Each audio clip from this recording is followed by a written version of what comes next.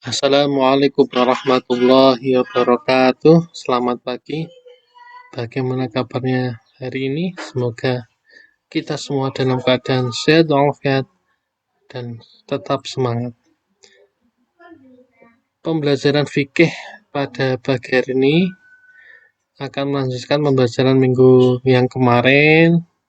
Setelah minggu kemarin kita membahas tentang apa itu syarat sah sholat, syarat wajib sholat, dan rukun sholat. Maka untuk pagi hari ini kita akan belajar bersama-sama tentang sunnah sholat dan hal-hal yang membatalkan sholat. Nah, Bapak mau tanya tadi pagi sholat subuh tidak? Jangan lupa ya untuk selalu untuk melakukan sholat 5 waktu. Sholat subuh, zuhur, asar, isya, setelah maghrib ya. Nah, silakan 5 waktu itu dikerjakan dengan sebaik-baiknya. Nah, apa itu sunnah sholat? Nah, kita harus tahu apa itu sunnah. Sunnah adalah suatu perbuatan yang dilakukan akan mendapat pahala dan jika tidak dilakukan tidak berdosa.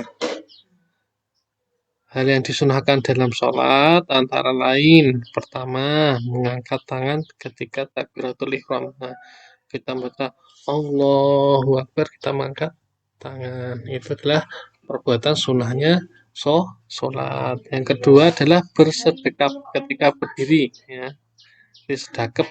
Nah, yang ketiga membaca doa iftitah setelah takbiratul ihram. Nah, setelah niat, setelah Allahu Akbar, kita baca doa iftitah. Allahu Akbar kabiro dan seterusnya. Atau Allahumma baik ini dan seterusnya. Yang keempat, membaca ta'awudz sebelum baca surat Al-Fatihah. Berarti baca a'udzubillahi minasyaitonirrajim sebelum Al-Fatihah. Nah, setelah selesai baca Al-Fatihah mengucapkan amin. Setelah selesai baca surat Al-Fatihah. Yang kelima, baca surat atau ayat Al-Qur'an setelah baca surat Al-Fatihah. Nanti setelah amin membaca salah Fatihah. Nah, membaca surat atau ayat-ayat pendek itu disunahkan pada rokaat yang pertama dan kedua. Ya, rokaat ketiga dan empat bagaimana? Ya, cukup baca surat Al-Fatihah saja. Yang ketujuh, mengangkat tangan ketika rukuk atau itidal dan berdiri setelah tahiyat awal. Contoh, setelah bangun mau rukuk mengangkat tangan, mau itidal angkat tangan, atau berdiri kita setelah tahiyat awal juga mengangkat tangan sampai ya seperti waktu awal seperti bersama seperti gerakan seperti takbiratul ihram tadi. Yang selanjutnya adalah duduk iftiros ketika duduk di antara dua sujud dan duduk tahiyat awal. Yang ke-10 duduk tawaruk ketika tasahud akhir. Yang selanjutnya membaca salam yang kedua sambil menoleh ke kiri. Berarti kalau yang pertama kan wajib ya, Assalamualaikum warahmatullahi wabarakatuh, kanan itu harus dilakukan oleh ke kanan, itu wajib. Kalau ke kirinya Assalamualaikum warahmatullahi itu hukumnya sunnah. Jadi setelah yang pertama wajib ke kanan Assalamualaikum warahmatullahi, terus yang ke kiri Assalamualaikum warahmatullahi, itu yang ke kiri hukumnya sunnah. Yang selanjutnya adalah hal-hal yang membatalkan sholat. Ya, ketika kita mengerjakan salah satu ini kan sholat kita akan batal. Ya.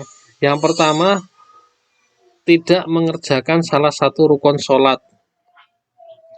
Yang kedua, berbicara selain bacaan sholat dengan sengaja. Nah, misal ketika sholat sambil bodek, sambil ngobrol dengan temannya itu tidak boleh. Itu sholatnya akan batal. Atau mengurangi rukun, langsung dari Al-Fatihah langsung sujud tanpa rukuk, nah itu sholatnya akan batal.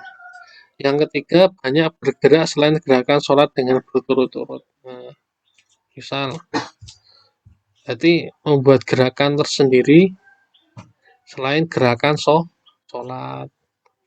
Misal rukuk sambil berputar-putar 3 kali atau gimana, sujud sambil noleh temannya, sambil jungkir balik, itu tidak boleh, tidak, sholatnya akan batal. Yang selanjutnya adalah hadas kecil atau hadas besar. Jadi jadi istilahnya keluar ketika sholat pipis atau ngompol, nah itu kan sholatnya akan batal. Yang kelima, terkena najis. Nah, ketika sholat tiba-tiba ada kotoran, set, kena, wah, badan kita kena najis, nah, sholatnya akan batal. Yang selanjutnya adalah terbuka auratnya dengan sengaja. Berarti ketika sholat malah auratnya dibuka, yaitu sholatnya akan batal. Yang selanjutnya adalah makan atau minum meskipun sedikit. Jadi ketika sholat itu jangan sambil makan dan minum.